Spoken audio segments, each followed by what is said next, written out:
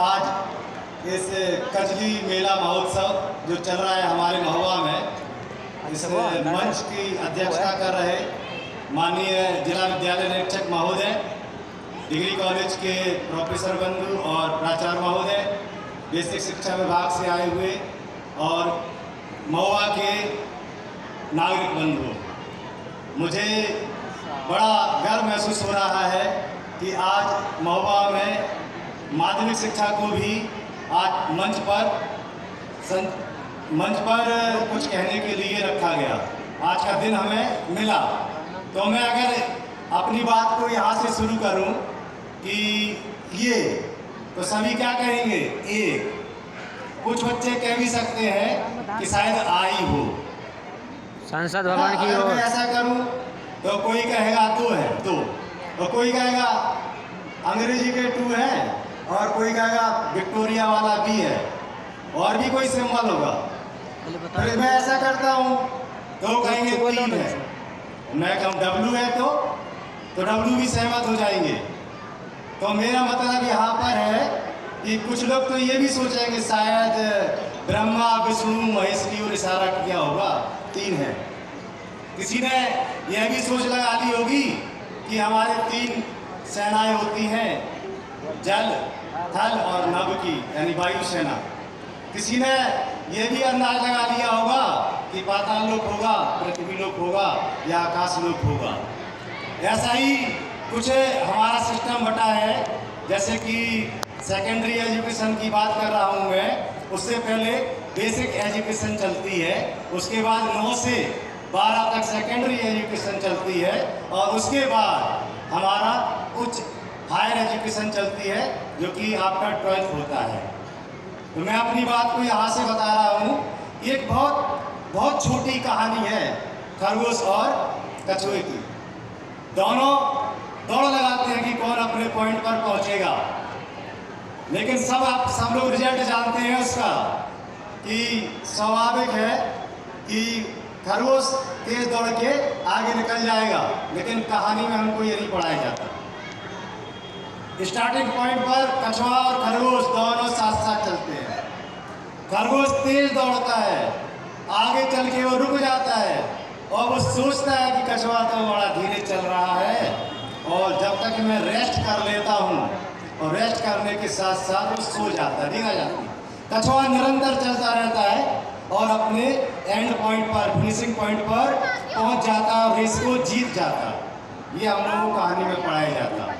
कहानी में ट्विस्ट तो एक रिजल्ट और आ सकता है उसमें कि अगर कछुए को खरगोश की काबिलियत मालूम थी तो कछुआ चलता चलता कहता खरगोश को उठाता कि नहीं भाई, अगर मैं जीत गया तो तेरे साथ अन्याय हो जाएगा, तू भी चल। और हो सकता खरगोश फिर उठ जाता और खरगोश तेज भाग के उस जीत को जीत लेता, लेकिन तब भी यह रिजल्ट हमारा पूरा नहीं होता।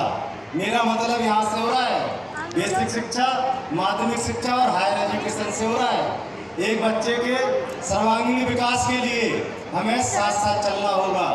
वहाँ पर खरगोश की जिम्मेदारी है कि नहीं, मैं और खरगोश और कछुआ दोनों एक साथ चलते हैं और अपने लक्ष्य को प्राप्त करते हैं। मेरा 3 का मतलब यहाँ से पूरा हो रहा है। एक और मैं बात बता रहा हूँ कि हाथी का वाला आपने उदाहरण देखा होगा कि हाथी को जंजीर से बांध के रखते हैं। जब वह बच्चा होता है उसे जंजीर से बांध के रखते हैं, मोटे कीले से जोड़ दिया जाता है। हाथी का बच्चा जो है बहुत प्रयास करता है, लेकिन वह जंजीर को तोड़ नहीं पाता। बहुत प्रयास करता है, उसी जंजीर को बांधे बांधे वह आगे बढ़ता जाता, उसकी जो उम्र बढ़ती है, आकार बढ़ता है, और वो जंजीर नहीं तोड़ पाता। एक दिन ऐसा आता है कि उसको हाथी को बांधने वाला साधारण रस्सी से बांध देता है, उसको साधारण रस्सी को बांध देता है, परंतु हाथी इतनी हिम्मत नहीं जुटा पाता है कि उस रस्सी को तोड़ ले। वो यही सोचता है कि आज भी मेरे पैरों पे जंजीर बंधी हुई है। ये भी मेरा 3 का अभिप्राय है। यहाँ पर मेरा उद्देश्य है कि भारतवर्ष में 50% महिलाओं की आबादी है, लेकिन वो जंजीरों से बंधी हैं जैसे कि हाथी बंधा हुआ था। इतनी आज़ादी मिलने के बाद भी गांव-गांव स्कूल होने के बाद भी हमारे अभिभावक बंधु और ज़्यादातर महिलाएं बच्चियों को स्कूलों में नहीं भेज रही हैं। उनके पैरों में आज भी जंजीर बंधी महसूस कर रहे हैं, जबकि वह जंजीर नहीं अब धागा बन गया है। और माध्यमिक शिक्षा के बारे में जितना बताया जाए उतना ही कम होगा। लेकिन मैं एक और चीज़ बताना चाहता हूँ यहाँ पर। गौतम बुद्ध की बात को लेकर मैं अपनी बात को पूरी कर लूँगा कि गौतम बुद्ध जब कुशीनगर उपदेश देने के लिए गए तो ऐसे ही मंच के सामने जमींदार लोग थे, उनके सामने तो उन्होंने अभिवादन किया।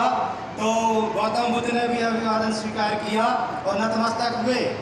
तो उनके शिष्य बोले कि अरे भगवान, आप क्या कर रहे हैं? आप तो स्वयं राजा हैं और आपको तो भगवान कहती है पब्लिक, और आप नतमस्तक हो रहे हैं, आपको अपमान महसूस नहीं हो रहा है? तो बोले मुझे कैसा अपमान? मैं एक काम करता हूँ। शिष्य से बोले ये काम करो, एक मैं बकरी का सर ला के देता हूँ, उसे बाजार में बेच के आओ। वो बकरी का सिर लेके शिष्य जाता है बाजार में, उसको कुछ पैसे मिल जाते हैं। फिर उसके बाद वो एक जानवर का और सिर देता है, भेड़ का, बाजार में जाता है, वो शेर का सिर कुछ पैसों में बिक जाता है। फिर वो और कोशिश करता है, हिरन का सिर देता है, हिरन का सिर भी कुछ पैसे में बिक जाता। फिर जाके वो कहता है शेर का सिर बेच के आओ। जब वो शेर का सिर बेचने के लिए जाता तो लोग डर जाते हैं कि हम इसका क्या करेंगे। बोले चलिए कोई बात नहीं, किसी ने तो रख लिया होगा। बोले हाँ, किसी राजा महाराजा ने, जमींदार ने शोरूम बनाने के लिए उस सिर को रख लिया। बोले आप एक इंसान का सिर लेके जाओ। वो घबरा गया, जिसके पास जाता वो लेकर, अरे मारोगे मुझे क्या, इसकी तो कोई वैल्यू नहीं है, इसको तो हम घर में भी नहीं सकते। मेरा मतलब है जिस सिर को झुकाने में आप अपमान महसूस कर रहे हैं उस सिर की तो कोई वैल्यू ही नहीं है। कभी भी सिर झुकाने में आप अपने आप को नीचा महसूस ना करें, क्योंकि हम लोगों ने पढ़ा है कि फलदार वृक्ष ही झुकते हैं। अब मैं माध्यमिक शिक्षा की बात करूंगा। स्कूल में भी तीन चीजें लागू होती हैं। पहला बालक, दूसरा पालक और तीसरा चालक। बालक से मेरा मतलब है अगर हम उसको शिक्षा देते हैं तो वह बालक होता है जो हमारा मूल तत्व है स्कूल का, और उसके साथ उसका पालक होता है। पालक वही मत समझ लेना जिसमें विटामिन डी और आयरन पाया जाता है। आयरन की मात्रा ज़्यादा पाई जाती है। अरे पालक का मतलब उसका अभिभावक जो उसको पालते हैं, वो बच्चे के विकास में अहम भूमिका निभाते हैं। और तीसरा होता है चालक। हाँ, वही चालक जो गाड़ियों को चलाता है, वही चालक है जो बच्चों को चलाते हैं। वो चालक स्कूल में मिलते हैं, वही चालक शिक्षक बंधु कहलाते हैं हमारे।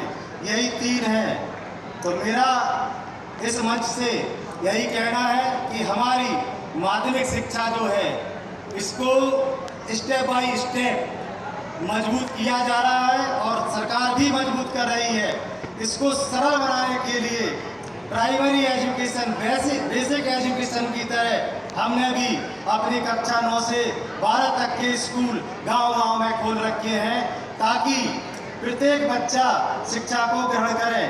मैं एक छोटी सी बात करके ही अपनी बात को विराम दूंगा कि आप देखेंगे कि जब बच्चा, छोटा सा बच्चा प्रवेश कराता है तो उसके माता पिता सब जुट जाते हैं। बच्चे 2 की टेबल सुना, मेला दिखाने ले जा रहे, बच्चा रोने लगता और बच्चा जिद करने लगता है तो बच्चे को वो गोदी में उठा लेते।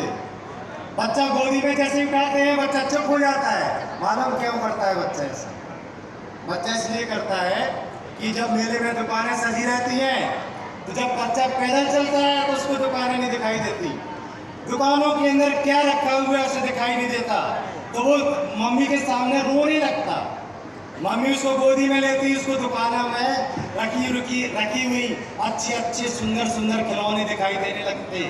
तो वो मैं यहाँ पर प्रकरण कहना है कि हमें अपने स्कूल से करना होगा कि अपने रास्ते से गुजरने वाला बच्चा मम्मी से कहे मुझे गोदी में उठा लो, ताकि मैं स्कूल के अंदर देख सकूं कि स्कूल में इतनी अच्छी अच्छी गतिविधियां होती हैं।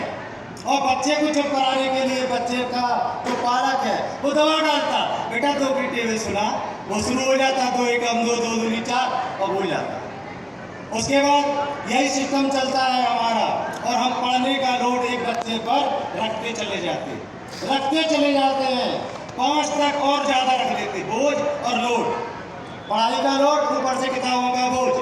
उसके बाद 9th में पहुंचते हैं, 10th का दबाव डाल देते, बेटा टॉप करना है, टॉप नहीं आए तो नौकरी नहीं लगेगी। उसके बाद 12th का लोड डाल देते हैं, 12 का भी लोड डल गया, उसके बाद कंपटीशन का भी लोड डाल दिया। और ये हमारा ग्राफ है, ये बढ़ता जा रहा पढ़ाई का, बढ़ता जा रहा कक्षा 12 तक। उसके बाद क्या होगा? उसके बाद हमने देखा कि भाई जो लोड है वो हमारा घटता चला गया, जो बढ़ना चाहिए था वो हमने घटा लिया, और हमारी ऐसी स्थिति बन गई कि सेकेंडरी एजुकेशन ज़्यादा प्राप्त करने के बाद हायर एजुकेशन में बच्चों की संख्या अचानक गिरने लगी। बस केवल माध्यमिक शिक्षा के साथ साथ बेसिक शिक्षा और उच्च शिक्षा भी मजबूत हो, मेरा यही अनुरोध है, यही सभी से निवेदन है। जय हिंद, जय भारत।